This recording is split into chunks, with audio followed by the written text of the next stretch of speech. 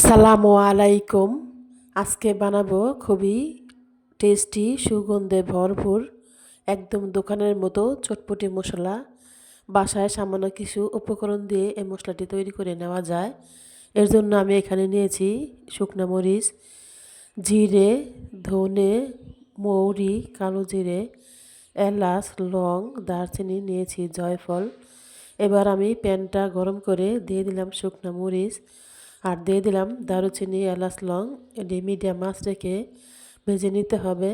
ভাজা হয়ে গেলে এর মধ্যে দিয়ে দিব বাকি ছোট মশলাগুলো। এবার 2 মিনিটের মতো আবার এটা ভেজবো।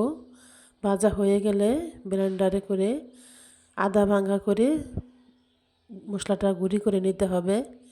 রেডি হয়ে গেল আমার চটপটির সুগন্ধযুক্ত মশলা। বাসায় খুব সহজেই মশলাটা তৈরি করে নেওয়া যায়। আসসালামু আলাইকুম।